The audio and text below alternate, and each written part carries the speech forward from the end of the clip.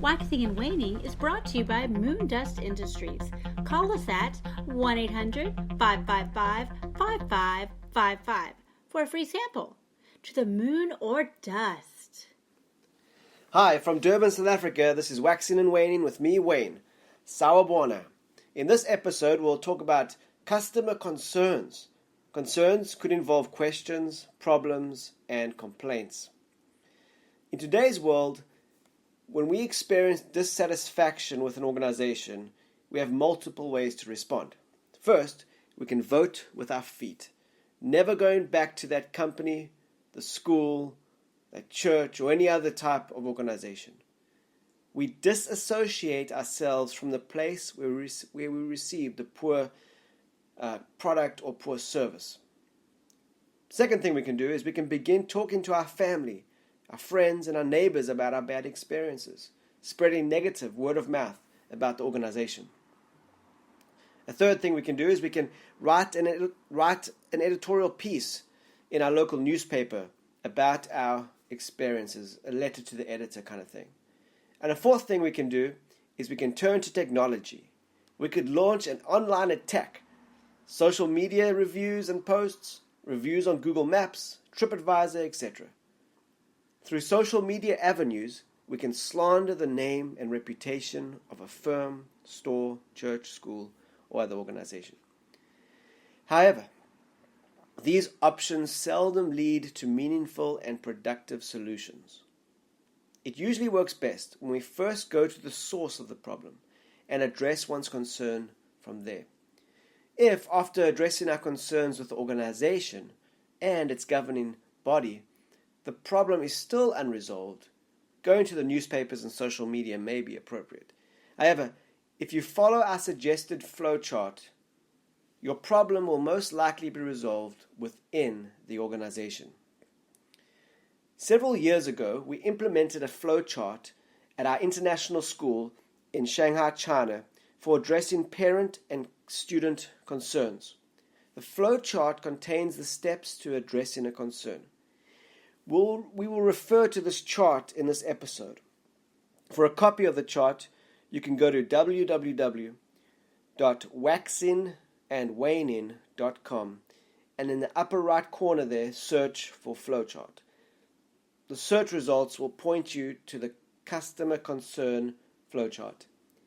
You can also request a PDF, pages, or Word copy of the flowchart by sending us a message or leaving a comment. Let's walk through the chart. So the customer concern flowchart. Step 1 is to email the person responsible for helping solve the problem in order to set up a face-to-face conversation. This could be an in-person meeting or over something like Skype. For example, in a school, this may be a teacher. When buying a property, maybe the conveyancing attorney. So you set up this meeting with the person that has direct impact on your problem, your concern. Then step 2 is you have that face-to-face conversation with the teacher, the attorney, etc. After that meeting, you ask yourself a question. Was the problem solved? Through experience, a lot of times it is. That communication, and especially that face-to-face communication, usually resolves the issue.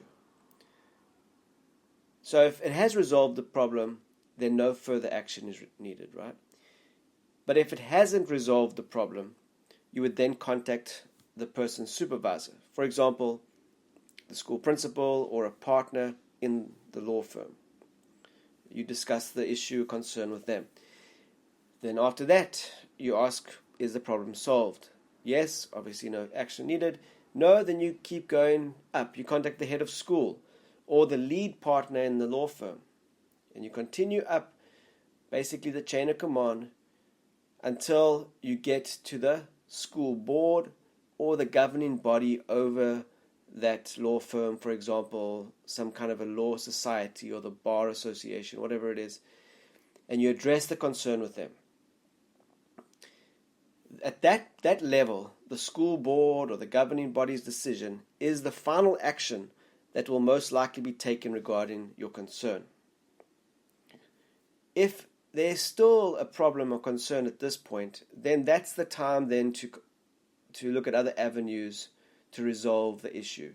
And that's where you could, newspapers and social media and all that kind of stuff. At the bottom of the flowchart, there is a place where a customer could address any questions or concerns about the implementation of the flowchart with somebody. And a lot of times that's a human resource professional. All right, so we want to encourage, if you're an organizational leader, we want to encourage you to develop your own customer concern flowchart.